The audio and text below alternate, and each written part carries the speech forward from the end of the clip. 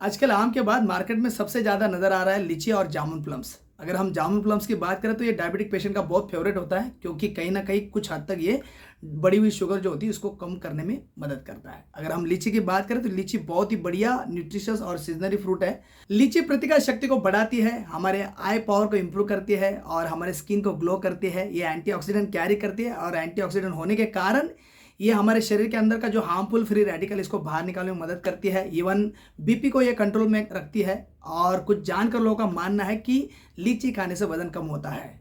लेकिन क्या आप जानते हैं कि सही में लीची खाने से वजन कम होता है? इज रियली लीची गुड फॉर वेट लॉस? नमस्ते दोस्तों, मैं एक वेट लॉस डाइट कंसल्टेंट हूं और आप सबका फिर से एक बार मेरे चैनल में स्वागत है।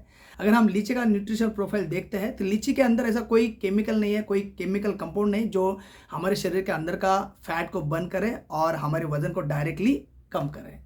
लेकिन लीची एक सपोर्टिंग एलिमेंट हो सकता है, सपोर्टिंग इनटेक हो सकता है जो हमारे वेट लॉस जर्नी को सक्सेस कर सकता है, क्योंकि ये लो कैलोरी है। अगर हम 100 ग्राम अगर लीची लेते हैं तो उसके अंदर हमें लगभग 50 से लेकर 53 ग्राम के आसपास हमें कैलोरी मिलती है। तो कहीं ना कहीं अगर हम कैलोरी इनटेक को अगर काउंट करते हैं और लो कैलोरी बेस पे अगर हम इसे कंज्यूम करते हैं तो हमें ये वेट लॉस में हेल्प कर सकती है, हमारे वेट लॉस जर्नी को एक सक्सेस कर सकती है। अगर आप डायबिटिक फ्री हो और खट्टा मीठा खाने का शौक रखते हो तो लीची एक बहुत ही बढ़िया सपोर्टिंग एलिमेंट हो सकता है, सपोर्टिंग इंटेक हो सकता है जो आपके वेट लॉस जर्नी को सक्सेस कर सकता है। इवन लीची रिच इन फाइबर है, रिच इन वाटर है। अगर हम 100 ग्राम अगर लीची लेते हैं तो लगभग 85 ग्राम के आसपास इसके अंदर वाटर मिलता है और लगभग 1.3 ग्राम के आसपास इसके अंदर फाइबर मिलता है। तो ढेर सारा फाइबर होता है, ढेर सारा वाटर होता है। और जब हम लीची खाएंगे तो ये हमारे स्टमक को फुलनेस का फीलिंग देती है, तृप्ति देती है खाना खाने की।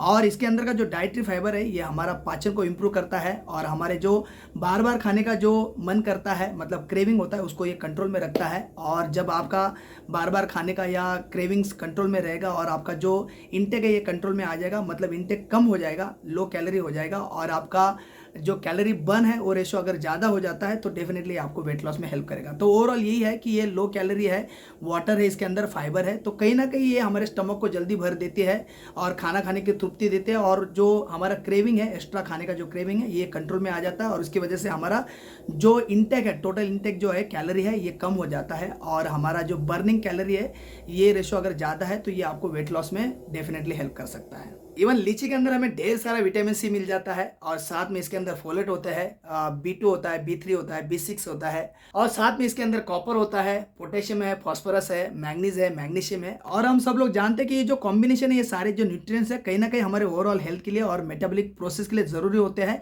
इसलिए मैंने शुरू में कहा था कि लीची प्रतिकार शक्ति को बढ़ाती है। इवन इसके अंदर एक पॉलीफेनॉल नाम का एक एंटीऑक्सीडेंट होता है जो कहीं ना कहीं हमारे ऑक्सीडेटिव स्ट्रेस को कम करता है। अब कुछ लोग सोचने लगे होंगे कि बस दिन रात सुबह शाम लीची खाओ, ढेर सारा लीची खाओ और अपने बड़े हुए वजन को कम करो, अपने फैट को रिड्यूस करो।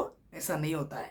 माना कि लीची हेल्दी है, न्यूट्रिशियस है, लो कैलोरी है, लो फैट है, मर्क्यूरी फ्री है और हाई इन वाटर है, हाई इन फाइबर है, लेकिन साथ में खट्टा मीठा भी है।